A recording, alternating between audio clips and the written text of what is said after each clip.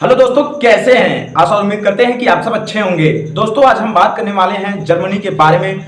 Germany में क्या आप कुछ जानते हैं, या चाहे ये कह सकते हैं जर्मनी में आपको जाना नहीं चाहिए, या ये कह सकते हैं जर्मनी में आपको जाना चाहिए। क्या क्या चीजें दिक्कतें और क्या क्या चीजें लाभ और हानि हैं, इसके बारे में आज हम थोड़ा बात करेंगे। क्योंकि हमारे पास जितने कमेंट आता है उतने मैं सोचता हूं अपने व्यूवर्स को अच्छी से अच्छी जानकारी दें, ताकि किसी भी कंट्री में वो जाए कभी उन पर कोई दिक्कतें ना पड़े।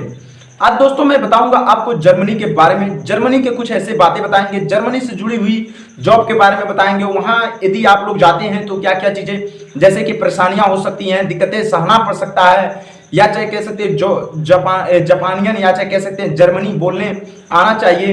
पूरी जानकारी दोस्तों हम इस वीडियो में आपको बताने वाले हैं। यदि आप मेरे चैनल पर नए हैं तो मेरे चैनल को सब्सक्राइब जरूर कर लीजिएगा, क्योंकि मैं देश विदेश कंट्री के बारे में नए नए जॉब, नए नए सर्विस, नए नए जानकारियां बताते रहते हैं।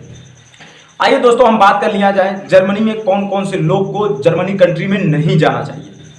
पहला नंबर ये जान लीजिए, जर्मनी कंट्री में कम से कम 5 से 6 महीने काफी ठंड होती है, जिसे सर्दी या चाहे कह सकते हैं ठंड बहुत तेज होती है। 3 महीने और 4 महीने के बीच में ठंडी बहुत ज्यादा पड़ती है। यदि आपको ठंड सहने की आदत नहीं है तो आप जर्मनी कंट्री में कतई मत जाइएगा।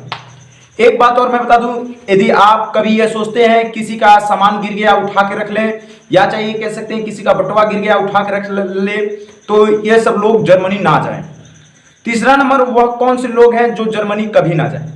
जैसे कि जर्मनी जाने से पहले उनको जर्मनी भाषा बोलने बहुत महत्वपूर्ण है, वह बोलने आना चाहिए। जर्मनी कंट्री में जाने का सबसे इंपॉर्टेंट अर्थ होता है कि जर्मनी में कुछ आपको भाषा अपने कंट्री में रहकर, चाहे आप पाकिस्तान के रहने वाले हों, चाहे भूटान के, नेपाल के, राजस्थान के, मध्य प्रदेश के, उड़ीसा के, केरल के, या चाहे किसी भी कंट्री के, आप नेपाल के किसी भी कंट्री के यदि आप बिलोंग करते हैं, तो आपको जर्मनी जाने से पहले जर्मनी का भाषा थोड़ा आपको बोलना है। यदि जर्मनी नहीं सीख सकते हैं, जर्मनी नहीं पढ़ सकते हैं, तो मैं ये कहूँगा कि जर्मनी आपके लिए कतई नहीं है। एक बात और बता दूं, कुछ ऐसे लोग हैं जो जर्मनी जाने के लिए सोचते हैं कि मैं जर्मनी कंट्री में फॉरेन में जाऊंगा तो कम समय में ज़्यादा पैसा कमा लूंगा, या चाहे बड़े आदमी बन जाऊंगा, या चाहे मैं ढेर सारा पैसा कमाऊंगा। तो ये जो दिमाग में रहता है सड़ा पका जो बुद्धि चलती रहती है, इसको दोस्तों निकाल कर फेंक दो। ये सब लोग मतलब शॉर्टकट में सोचे कि जर्मनी ट्रिप कंपनी में जाकर, या चाहे कह सकते हैं एक जर्मनी कंट्री में जाकर शॉर्टकट में पैसा कमा लूंगा, तो ये लोग तो कतई ना जाए।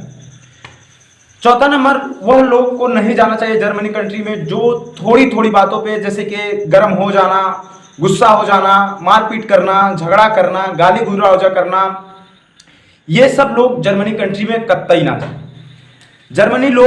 जर्मनी में केवल वही लोग जा सकते हैं जिनको दोस्तों कुछ अपने कंट्री में रहकर जर्मनी मान लीजिए बोलने आ गया, जर्मनी में कुछ कहने आ गया, 1 महीने 2 महीने 3 महीने अपने कंट्री में रहकर किसी भी कंट्री के लैंग्वेज जब पढ़ेंगे तो कुछ ना कुछ हमें सीखने से आ जाता है। गलत बोलेंगे तो सही बोल देंगे, पक्का है, तय है।